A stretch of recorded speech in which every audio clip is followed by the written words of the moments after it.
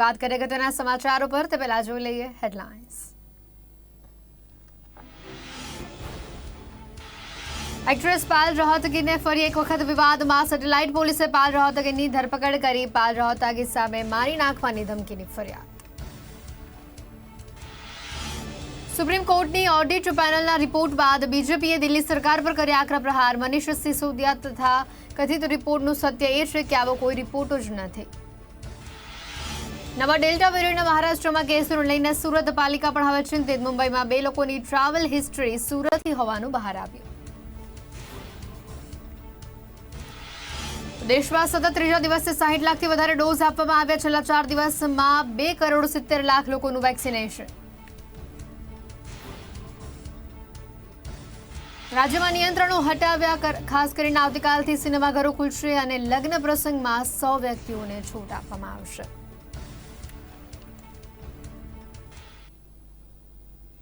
અને હવે કરીએ વિગતવાર સમાચારો પર નજર। તો સરકાર તરફથી હજુ સુધી રથયાત્રાને લઈને કોઈ ચોક્કસ વાત નથી કરવામાં આવી। દર વર્ષે રથયાત્રામાં 30 જેટલા અખાડા પોતાની કરતબબાજી બતાવતા હોય છે, ત્યારે આ વર્ષે કોરોનાની પરિસ્થિતિને ધ્યાનમાં રાખીને 3 રથ સાથે એક અખાડાને પરવાનગી મળી શકે છે। અખાડા સાથે જોડાયેલા લોકોએ સરકારને અપીલ કરી છે કે રથયાત્રા આનંદ ઉલ્લાસ સાથે યોજવામાં આવે। જળયાત્રા બાદ માસ સુધી મામાને ત્યાં રહેશે ભગવાન।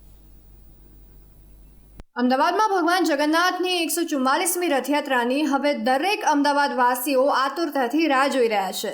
દર વર્ષે હજારો દર્શનાર્થીઓ રથયાત્રામાં જોડાતા હોય છે, જેમાં અખાડા, ભજન મંડળીઓ અને 100 જેટલા ટ્રક જોડાય છે અને અવનવા કરતબો બતાવે છે।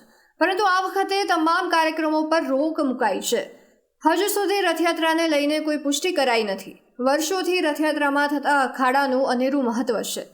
ભગવાન જ્યારે નગર ચર્ચાએ નીકળે છે ત્યારે આ અખાડાઓ પણ પોતાની કરતબબાજીનું પ્રદર્શન કરે છે, જેમાં તલવારબાજી, મલખમ, લાકડી, બરનડી, આગવાળા ચક્રો, બોડી બિલ્ડિંગ સ્ટન્ટ વગેરે અલગ અલગ પ્રકારના સ્ટન્ટ અને વ્યાયામની કસરતોનું પ્રદર્શન કરે છે।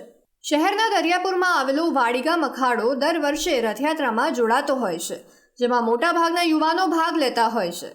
વર્ષોથી ચાલતી પરંપરા જળવાઈ રહે તે માટે એક અખાડાને પરવાનગી મળી શકે છે। અખાડામાં કરતબબાજી કરતા લોકોએ જણાવ્યું હતું કે અખાડામાં કોઈ નવા સ્ટન્ટ દેખાડવામાં નથી આવતા, પણ વ્યાયામને લગતી કસરતો દર્શાવવામાં આવે છે। જો અખાડાની પરવાનગી આપવામાં આવશે તો તેઓ તમામ કોરોનાના ગાઈડલાઈનનું પાલન કરશે। તેઓએ સરકારને અપીલ કરી છે કે કોરોનાની પરિસ્થિતિમાં હાલ ઘણો સુધાર આવ્યો છે, તો રથયાત્રા આનંદ ઉલ્લાસ સાથે યોજવામાં આવે। કોઈ જાતની ભીડ એકત્ર કર્યા વગર સાદાઈથી ભગવાનને નિજ મંદિરથી સરસપુરમાં આવેલા રણછોડજીના મંદિર એટલે કે ભગવાનના મોસાળ ખાતે લાવવામાં આવ્યા હતા। લોકોએ આનંદથી ભગવાનનું સ્વાગત કર્યું હતું। ભગવાન જગન્નાથ, ભાઈ બલરામ અને બહેન સુભદ્રાની આરતી ઉતાર્યા બાદ ભગવાનને ભક્તોના દર્શન માટે ખુલ્લા મૂકવામાં આવ્યા હતા। Bureau report. આગળ વાત કરીએ તો આરોગ્ય અગ્ર સચિવ મનોજ અગ્રવાલ અત્યારે કોરોનાની 3જી વેવને ધ્યાનમાં રાખીને પત્રકાર પરિષદ સંબોધી રહ્યા છે। જોઈએ સીધા ત્યાં।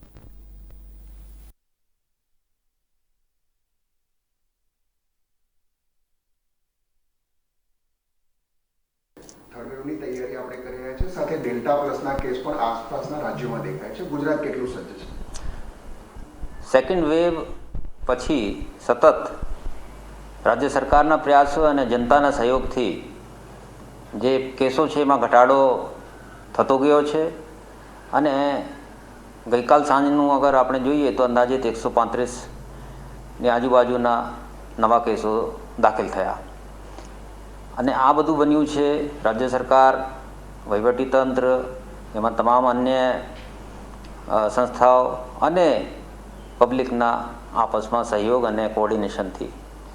હવે ત્રીજો વેવ જે છે એ ગુજરાત રાજ્યમાં ન પ્રસરે એના માટે રાજ્ય સરકાર તમામ એમની શક્તિ વહીવટીતંત્રની લગાડી રહી છે અને એમાં માનનીય વડાપ્રધાન, માનનીય મુખ્યપ્રધાનશ્રી, અમારા આરોગ્ય મંત્રીશ્રી અને નાયબ મુખ્યમંત્રીશ્રી એ બધાના માર્ગદર્શન અને સૂચન વગેરેથી કામગીરી આગળ ધપી રહી છે। એમાં સૌથી પહેલાં જે છે એ કેવી રીતે આ ન પ્રસરે એટલે એમાં જે માસ્ક છે એનો ઉપયોગ અને સોશિયલ ડિસ્ટન્સ મેન્ટેન કરવું અને સાબુથી અને સેનિટાઈઝરથી હાથ સતત ચોખ્ખા રાખવા એ પ્રમાણેની જે કામ જે લોકો પાસેથી અપેક્ષા છે એ લોકો કરી રહ્યા છે અને હું અપીલ પણ કરું છું કે એ ચાલુ રાખવાનું છે. વધુમાં જેમ આપણે સૌ જાણીએ છીએ કે ત્રીજા વેવને અટકાવવા એને રોકવા એના માટે આપણી પાસે જે એક ખૂબ શક્તિશાળી અસ્ત્ર છે એ છે રસીકરણનું. એટલે રસીકરણમાં ગુજરાતમાં જે પ્રથમ અને બીજા ડોઝ જે છે કોવિશિલ્ડ અને કોવેક્સિન એના અપાઈ રહ્યા છે અને આપણે પ્રથમ તબક્કા ફર્સ્ટ ડોઝ જે છે એ અંદાજિત 1,80,000 લોકોને અને સેકન્ડ ડોઝ અંદાજિત 45 લાખથી ઉપર જે છે એ આપી દીધું છે. તો પહેલાં અને બીજા ડોઝ મળાવીને 2,40,00,000 લોકોને કુલ ડોઝ આપવામાં આવ્યા છે અને આજની તારીખે દરરોજ 4 લાખની આજુબાજુ જે છે એ રસીકરણની ડોઝ આપવામાં આવી રહી છે. 21મી તારીખે જેમ આપણે જાણીએ છીએ કે મહાઅભિયાન ગુજરાતમાં પણ માન્ય મુખ્ય વડાના નેતૃત્વમાં કરવામાં આવ્યું અને એ રસીકરણના કારણે ત્રીજો વેવ એમ તો આપણે અગર પ્રિકોશન લેશું તો આવે નહીં અને અગર આવે તો પણ બહુ હળવો આવે અને લોકોને કોઈ એવી ભયંકર બીમારી કે માંદગી ન થાય એના માટે આ રસીકરણ ખૂબ અગત્યનું અસ્ત્ર છે. અને મારી બધાને અપીલ છે કે રસીકરણ કેન્દ્રમાં જઈને અમે રાજ્યમાં અંદાજિત 5,000 રસીકરણ કેન્દ્રો ચાલુ કર્યા છે. એના માટે પૂરતો સ્ટાફ છે. એ લોકો જ્યાં જ્યાં વેક્સિન હેસિસ્ટન્સી પણ નજર આવે છે એ પણ ધ્યાનમાં લઈને આ કોરોના વેક્સિનેશન સેન્ટર્સને ત્યાં સ્થાપે છે. કોઈ ઇસ્લામમાં એવી જગ્યા હોય, કોઈ એવા કન્ટેનમેન્ટ ઝોન કે જ્યાં એવું લાગે કે વધારે શક્યતા છે કોરોના પ્રસરવાની, એટલે તમામ જગ્યાએ જઈને રસીકરણ કરી રહ્યા છે. એના માટે જે ડોઝ છે એ કેન્દ્ર સરકાર આપે છે અને કેન્દ્ર સરકાર પાસેથી સપ્લાય જે એમના ઉત્પાદકો છે એ આપી રહ્યા છે. તો જ્યાં સુધી અમને એ ડોઝ મળતા રહેશે, અમારી તૈયારી છે કે અમે જેટલી ડોઝ અમને મળશે, અમારી માંગણી બહુ વધારે છે. મારી માંગણી છે કે તમે અમને પુષ્કળ સંખ્યામાં આપો, કેમ કે અમે રાજ્યની જનતાને ઝડપથી રસીકરણ કરવા માંગીએ છીએ. તો જેટલા અમને અત્યારે અમને 4 લાખની આજુબાજુ, કેમ કે વસ્તીના પ્રમાણસર આપે છે, અમને 4 લાખની આજુબાજુ ડોઝ આપે છે અને એ પ્રમાણે અમારી પાસે આજ માટે પણ જથ્થો છે, કાલ માટે પણ છે. પછી આપણે જે મળતા જશે એ પ્રમાણે આપણે આગળ વધતા જઈશું.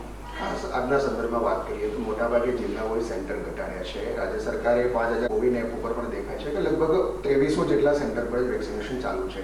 એટલે આજે વેક્સિન થોડીક ઓછી છે કે શું સ્થિતિ છે સરકાર? એમાં જે પ્રમાણે મેં કહ્યું કે વેક્સિન જે છે એ ઉત્પાદકો પાસેથી કેન્દ્ર સરકારને મળે છે અને કેન્દ્ર સરકાર જે છે એ પ્રમાણે એની વહેંચણી કરીને આગળ પહોંચાડે છે. અને એક સેન્ટર પાસે એટલી શક્તિ હોય છે કે અંદાજિત 200 સુધી એક સેન્ટર આ કરી શકે છે.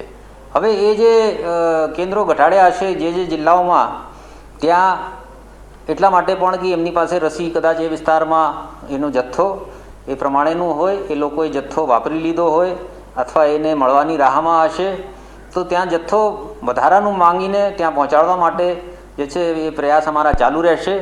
કેમ કે જથ્થો જેટલો રસીકરણ ઝડપથી થશે એટલો ગુજરાત રાજ્યને ફાયદો છે અને આ કોરોનાની ત્રીજી લહેર એ અટકશે. ખાસ ડેલ્ટા વેરિયન્ટના સંદર્ભમાં વાત કરીએ સર, 2 એવા છે કે જ્યાં કેસો દેખાયો છે, આપણે પ્રિકોશન શું લઈ રહ્યા છીએ?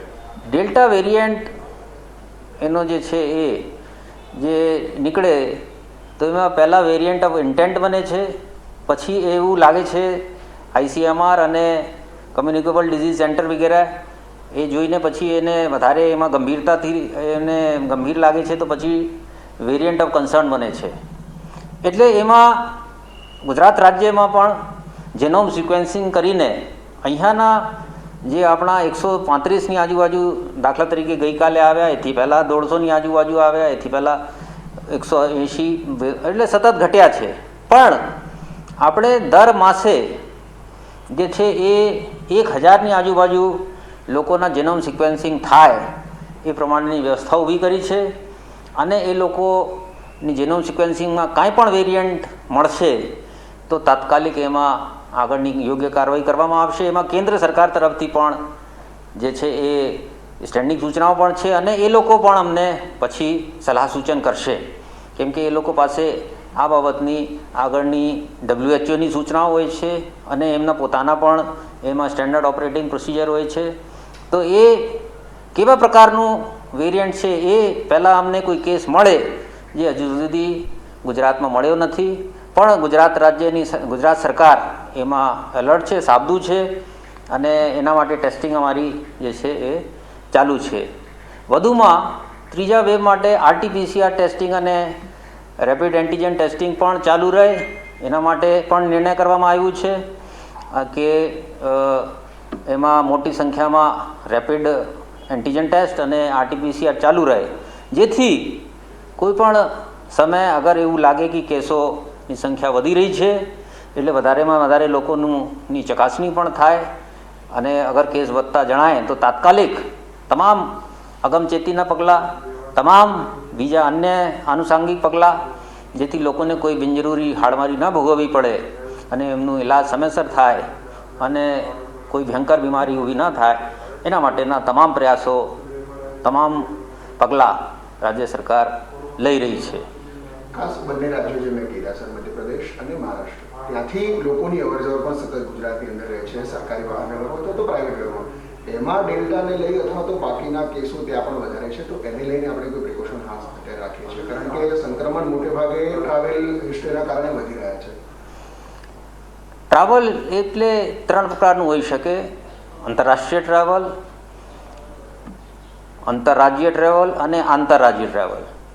હવે 3 પ્રકારના ટ્રાવેલની વાત અમે કરી છે અને એમાં જે છે એ કેવી રીતે ત્યાં પણ જ્યાં વધારાના લોકો ઉતરતા હોય, જે મેં કહ્યું કે RT-PCR અને RAT અમારે ચાલુ રાખવાના છે, એવી પણ કોર કમિટીએ રાજ્ય સરકારની નિર્ણય લીધું છે.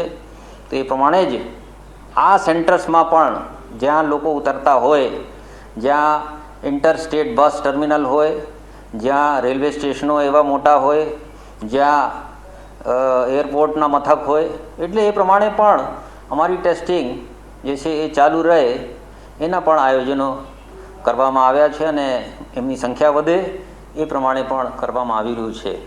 પણ હજી સુધી જે ટેસ્ટિંગ થઈ છે એમાં કોઈ એવું ધ્યાનમાં આવ્યું નથી કે જેથી અહીંયા ડેલ્ટા વેરિયન્ટ જે છે એ એમાં લેબોરેટરીની તપાસમાં મળ્યું હોય, પણ મળતા જ તમામ આનુષાંગિક પગલાં લેવામાં આવશે. ખાસ કેસો નહીવત પ્રકારે અત્યારે હાલ થઈ રહ્યા છે. આ પરિસ્થિતિમાં રાજ્ય સરકાર ક્યાંક શાળાઓ ચાલુ કરવાનું પણ વિચારે છે. આરોગ્ય વિભાગ કોઈ માર્ગદર્શન વગેરે અથવા તો સરકારે કંઈ આપની પાસે ચર્ચા કરવી એવું કંઈ? આમાં જે પ્રમાણે આપણે જાણીએ છીએ કે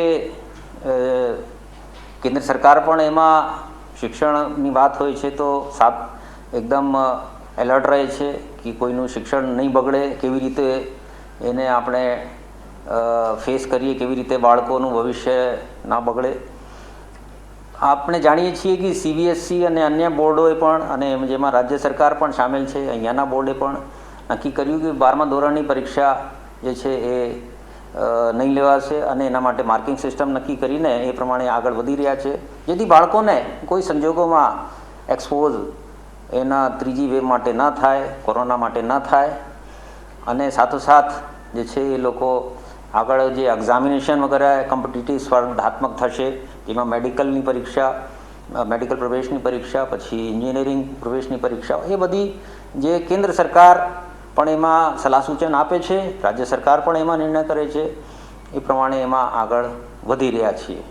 થર્ડ વેવમાં ખાસ બાળકો સંક્રમિત થાય તે પ્રકારનું કહી રહ્યા છે. આ પોતે પણ ગાંધીનગરની હોસ્પિટલ વગેરેમાં મુલાકાત લઈ ચૂક્યા છો પીડિયાટ્રિક વિભાગ માટે.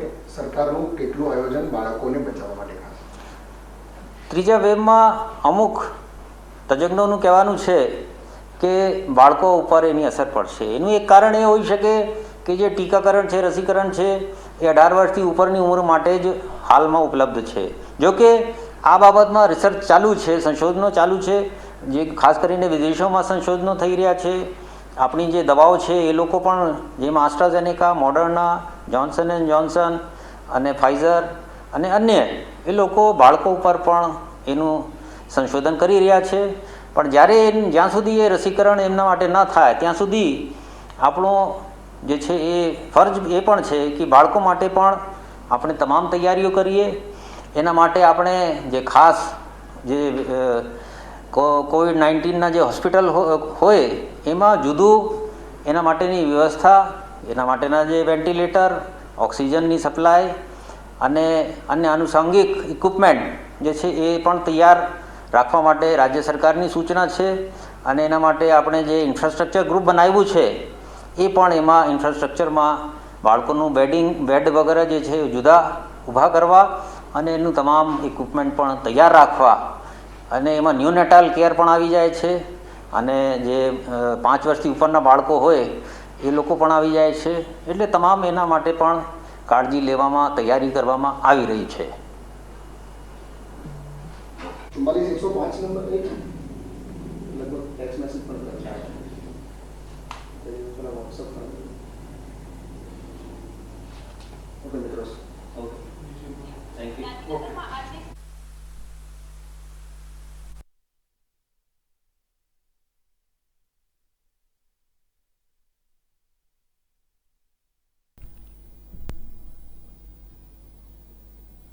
આગળ વાત કરીએ તો સોમનાથ સંસ્કૃત યુનિવર્સિટીનો ICCR Indian council four culture relations લિસ્ટમાં સમાવેશ થતાં હવે વિદેશી વિદ્યાર્થીઓ અને પ્રોફેસરો સોમનાથ સંસ્કૃત યુનિવર્સિટીમાં સંસ્કૃત ભાષાનો અભ્યાસ કરી શકશે. સોમનાથ સંસ્કૃત યુનિવર્સિટીમાં અભ્યાસ કરવા 9 વિદેશી વિદ્યાર્થીઓએ અરજી કરી છે, જેમાંથી 3 વિદ્યાર્થીઓ યુનિવર્સિટીમાં પ્રવેશ પણ મેળવી લીધો છે. વિદેશી વિદ્યાર્થીઓના પ્રવેશથી હવે ભારતીય સંસ્કૃતિ અને દેવભાષા સંસ્કૃતનો વિશ્વભરમાં પ્રચાર થશે અને ભારત વિશ્વગુરુ બનવા તરફ એક ડગલું આગળ વધશે. સોમનાથ સંસ્કૃત યુનિવર્સિટીનો ICCR એટલે કે ઇન્ડિયન કાઉન્સિલ ફોર કલ્ચરલ રિલેશનશિપની લિસ્ટમાં સમાવેશ થયા છે. હવે વિદેશી વિદ્યાર્થીઓ અને પ્રોફેસરો સોમનાથ સંસ્કૃત યુનિવર્સિટીમાં સંસ્કૃત ભાષાનો અભ્યાસ કરી શકશે. સોમનાથ સંસ્કૃત યુનિવર્સિટીમાં અભ્યાસ કરવા 9 વિદેશી વિદ્યાર્થીઓએ અરજી કરી છે, જેમાંથી 3 વિદ્યાર્થીઓએ યુનિવર્સિટીમાં પ્રવેશ પણ મેળવી લીધો છે. વિદેશી વિદ્યાર્થીઓના પ્રવેશથી હવે ભારતીય સંસ્કૃતિ અને દેવભાષા સંસ્કૃતનો વિશ્વભરમાં પ્રચાર થશે અને ભારત વિશ્વગુરુ બનવા તરફ એક ડગલું આગળ વધશે. ગુજરાતની એકમાત્ર Sanskrit university Somnath Sanskrit university. ICCR Indian council for cultural રિલેશન્સની લિસ્ટમાં સમાવેશ. વિશ્વભરમાંથી સંસ્કૃતનો અભ્યાસ કરવા ઈચ્છુકો હવે ગુજરાત આવશે. ભારતીય સંસ્કૃતિ અને દેવભાષા સંસ્કૃતનો પ્રચાર થશે. ભારત વિશ્વગુરુ બનવા તરફ એક ડગલું આગળ વધશે. ગુજરાતના ગીર સોમનાથ જિલ્લામાં આવેલ રાજ્યની એકમાત્ર સંસ્કૃત યુનિવર્સિટી સોમનાથ સંસ્કૃત યુનિવર્સિટીનો ICCR Indian council for cultural રિલેશન્સની લિસ્ટમાં સમાવેશ થતાં વિશ્વભરમાંથી સંસ્કૃતનો અભ્યાસ કરવા ઈચ્છુકો હવે ગુજરાતની સોમનાથ સંસ્કૃત યુનિવર્સિટીમાં અભ્યાસ કરશે, જેનાથી વિશ્વ ફલક પર ભારતીય સંસ્કૃતિ અને દેવભાષા સંસ્કૃતનો પ્રચાર થશે. તાજેતરમાં જ કેન્દ્ર સરકારની ફેલોશિપ પર પ્રવેશ મેળવવા વિદેશના 9 વિદ્યાર્થીઓએ અરજી કરી, જે પૈકી ईरान, अफगानिस्तान और बांग्लादेशना 3 विद्यार्थियों यूनिवर्सिटी में प्रवेश मेळव्यो छे. पहली बार ICCR की लिस्ट में हमारा विश्वविद्यालय नामांकित हुआ है. यह हमारे लिए गौरव का विषय है. उससे लाभ क्या है कि हमारे यहाँ जो पढ़ना चाहते हैं दूसरे विदेशी छात्र यहाँ आकर पढ़े. हमारे यहाँ के छात्र भी दूसरे किसी देश में, जर्मनी या फ्रांस या कहीं ऐसे देश में रिसर्च करने के लिए या कोई शॉर्ट टर्म प्रोजेक्ट लेकर भी जा सकते हैं. टीचर्स भी एक्सचेंज कर सकते हैं. वहाँ के टीचर हमारे यहाँ विजिटिंग प्रोफेसर हो सकते हैं, हमारे टीचर भी जा सकते हैं. यह एक सेतु का काम करता है ICCR. तो हमारे लिए गौरव और आनंद का विषय है कि इस लिस्ट में पहली बार हमारा श्री सोमनाथ संस्कृत विश्वविद्यालय आ चुका है. સોમનાથ સંસ્કૃત યુનિવર્સિટીનો ICCR Indian council for cultural રિલેશન્સના લિસ્ટમાં સમાવેશ થયો છે. આ એવા પ્રકારનું શૈક્ષણિક માળખું છે જેમાં સંસ્કૃતિના આદાન પ્રદાન માટે વિદેશના વિદ્યાર્થીઓને સરકારના ખર્ચે ભારતની યુનિવર્સિટીમાં વિવિધ કોર્સમાં એડમિશન મળે છે. આ વર્ષે યુનિવર્સિટીમાં જુદા જુદા 9 દેશોના વિદ્યાર્થીઓએ અરજી કરી હતી, જેમાં સંસ્કૃતમાં અભ્યાસ કરવા માંગતા 3 વિદ્યાર્થીઓની અરજી સ્વીકારાઈ છે, જેમાં ઈરાન, બાંગ્લાદેશ અને અફઘાનિસ્તાનના વિદ્યાર્થીઓને પ્રવેશ અપાયો છે. યુનિવર્સિટી દ્વારા અલગ નોડલ ઓફિસરની નિમણૂક પણ કરાઈ છે અને વિદેશથી આવનારા વિદ્યાર્થીઓનો ખર્ચ પણ સરકાર ઉઠાવશે. તેનો અભ્યાસ કરવો, યુનિવર્સિટી સમક્ષ તે રજૂઆત કરવી અને જે વિદ્યાર્થીઓ સંસ્કૃતમાં અભ્યાસ કરવા માંગે છે તેમને અપ્રૂવ કરવાના રહે છે. જે વિદ્યાર્થીઓ સંસ્કૃતેતર અભ્યાસમાં ઈચ્છુક છે તેમને રિજેક્ટ કરવાના થાય છે. જેમને અપ્રૂવ કરીએ છીએ તેમને ICCR તરફથી, ભારત સરકાર તરફથી, ભારત સરકારના વિદેશ મંત્રાલય તરફથી વિશેષ સ્કોલરશિપ આપવામાં આવે છે અને ત્યારબાદ તે વિદ્યાર્થીઓ તેમના પાસપોર્ટ, વિઝા સહિત અહીં અત્રે હાજર થાય છે ત્યારે તેની ચકાસણી કરવાની થાય છે. અત્યાર સુધીમાં 9 વિદ્યાર્થીઓ આવ્યા, જેમાંથી 6 વિદ્યાર્થીઓ અહીંના અભ્યાસમાં ન હોવાથી 6 વિદ્યાર્થીઓને રિજેક્ટ કરવામાં આવેલ છે. 3 વિદ્યાર્થીઓ પૈકી BA ઇન સંસ્કૃતમાં ઈરાન દેશના એક વિદ્યાર્થી છે, ત્યારબાદ અફઘાનના એક વિદ્યાર્થી છે મંસૂર અંગીન કે જેઓ MA ઇન સંસ્કૃત કરવા માંગે છે, તેમજ બાંગ્લાદેશના એક રબિન્દ્રો સરકાર કરીને વિદ્યાર્થી PhD કરવા માંગે છે. ભારતીય સંસ્કૃતિ, કળા અને સંસ્કૃત ભાષાથી પ્રેરાઈ અનેક વિદેશીઓનો અભ્યાસ કરવા ઈચ્છતા હોય છે, ત્યારે સોમનાથ સંસ્કૃત વિશ્વવિદ્યાલયને મળેલી સફળતાથી વિદેશના વિદ્યાર્થીઓ તથા અધ્યાપકો દેવભાષાના અભ્યાસ માટે અહીં આવશે. ભારતીય પરંપરા અને સંસ્કૃતિનો વિશ્વભરમાં પ્રચાર થશે તથા વિશ્વ સ્તરે આદાન પ્રદાનનો માર્ગ ઉજ્જવળ બનશે. ICCRમાં શ્રી સોમનાથ સંસ્કૃત યુનિવર્સિટીનો સમાવેશ થવો એ અમારા માટે બહુ ગૌરવપૂર્ણ વાત છે, જેનાથી હવે વિદેશમાં પણ સંસ્કૃત ભણવા ઈચ્છતા વિદ્યાર્થીઓને અહીં આવવાની તક મળશે અને અમને પણ એવા વિદ્યાર્થીઓ કે જેઓ સંસ્કૃત ભણવા ઈચ્છુક છે, આમ દેશ વિદેશના વિદ્યાર્થીઓ સોમનાથ સંસ્કૃત યુનિવર્સિટીમાં ભણશે. પરસ્પર ભારતીય સંસ્કૃતિનો વિચારો બાબતે અમે અન્ય દેશ વિદેશના વિદ્યાર્થીઓના મંતવ્યો જાણી અને ભારતીય સંસ્કૃતિ અને સંસ્કૃતનો પ્રચાર પ્રસાર કરી શકશે. સોમનાથ સંસ્કૃત યુનિવર્સિટી જે પહેલા ગુજરાત અને ભારતભરના વિદ્યાર્થીઓને સંસ્કૃતના વિવિધ વિષયો પર જ્ઞાન આપતી હતી તેનું ફલક વિસ્તર્યું છે અને હવે વિદેશી વિદ્યાર્થીઓ પણ અહીં આવી સંસ્કૃતનો અભ્યાસ કરશે, ત્યારે વિશ્વ સ્તરે સંસ્કૃત ભાષાનો પ્રચાર કરવા માટે યુનિવર્સિટીને તક મળી છે, જે તમામ ભારતીયો માટે ગૌરવની વાત છે. મિતેશ પરમાર, ગીર સોમનાથ. સમાચારોના અંતમાં નજર કરીએ મુખ્ય હેડલાઇન્સ પર. એક્ટ્રેસ પાલ રોહતગી ફરી એક વખત વિવાદમાં. સેટેલાઇટ પોલીસે પાલ રોહતગીની ધરપકડ કરી. પાલ રોહતગી સામે મારી નાખવાની ધમકીની ફરિયાદ. સુપ્રીમ કોર્ટની ઓડિટ પેનલના રિપોર્ટ બાદ બીજેપીએ દિલ્હી સરકાર પર કર્યા આકરા પ્રહાર. મનીષ સિસોદિયા તથા કથિત રિપોર્ટ સત્ય છે કે નહીં તે રિપોર્ટ કોઈ જરૂર નથી. નવા ડેલ્ટા વેરિયન્ટના મહારાષ્ટ્રમાં કેસોને લઈને સુરત પાલિકા પણ હવે થઈ ચિંતિત. મુંબઈમાં 2 લોકોની ટ્રાવેલ્સ હિસ્ટ્રી સુરતથી હોવાનું બહાર ખુલ્યું. દેશમાં સતત 3જા દિવસે 60 લાખથી વધારે ડોઝ આપવામાં આવ્યા. છેલ્લા 4 દિવસમાં 2,70,00,000 લોકોનું વેક્સિનેશન થયું. રાજ્યમાં નિયંત્રણો હળવા કરાયા. આવતીકાલથી સિનેમાઘરો ખુલશે. લગ્ન પ્રસંગમાં 100 વ્યક્તિઓને છૂટ.